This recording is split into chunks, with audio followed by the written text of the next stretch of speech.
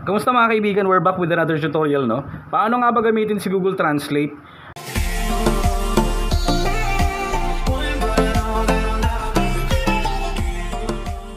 Ito, syempre kakailanganin natin to kapag meron tayong gustong malaman, matutunan, no? Kung paano yung translation ng isang language to different language. So, if this is your first time to visit my channel, huwag niyo pong kakalimutan mag-subscribe. Nag-upload po tayo dito ng educational content at iyak meron kayong matututunan. Let's do this mga kaibigan. At syempre dapat nakakonect kayo sa internet, then punta tayo sa Google. And syempre dito meron dapat kayong naka-sign in na Google account, no? Yan. So meron tayong naka-sign in dito, which is yung akin. And then click natin tong maraming dots dito. Yan. Tapos makikita natin dito mga kaibigan sa pinakababa yung translate. Yan, ito. And then click natin yan syempre. Tapos dito depende sa left side yung ating language na gustong i-translate sa ibang lengguwahe. So, pag tinype natin dito, mag-type tayo dito, for example, piliin nyo rin kung ano yung lengguwahe ha.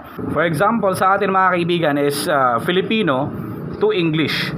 Okay, so una, basta sa left side tayo magta-type at sa right side naman yung translation niya. Okay? So, magsimula tayo dito. Piliin lang natin kung ano yung lengguwahe. Filipino yung sa atin. Type natin dito, mahal kita.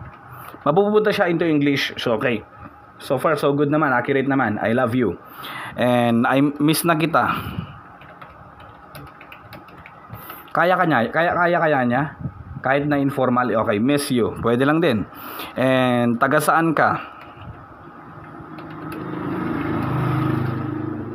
Where are you from? So okay, accurate siya mga kaibigan.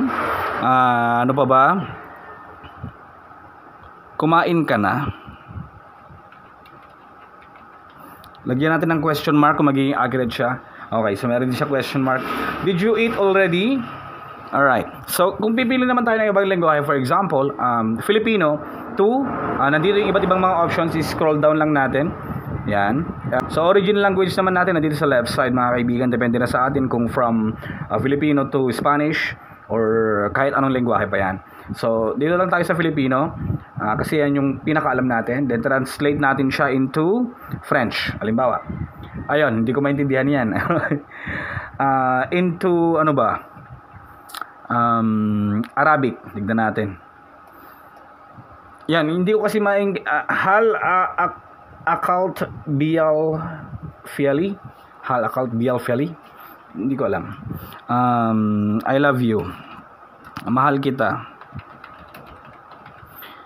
Siyempre sa English lang tayo. Uhibok daw sa lengguwahe. Sa Arabic. Okay? For example, mag-type tayo dito ng sentence. Tignan natin kung kayang-kaya rin niya. Kasi yung ginamit natin kanina word by word. So, sentence. Ako ay isang Pilipino.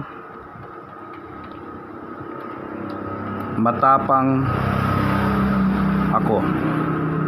Okay. Ako ay isang Pilipino, matapang ako. I'm a Filipino, I'm brave. Okay, no? Okay rin siya. So, at least, pwede natin ito magamit mga kaibigan, especially if we are working with foreign people, no? Google Translate. Ganun lang siya kasimple gamitin. So, hanggang dito lang muna. Maraming salamat sa inyong panonood at huwag niyo pong kakalimutan mag-subscribe.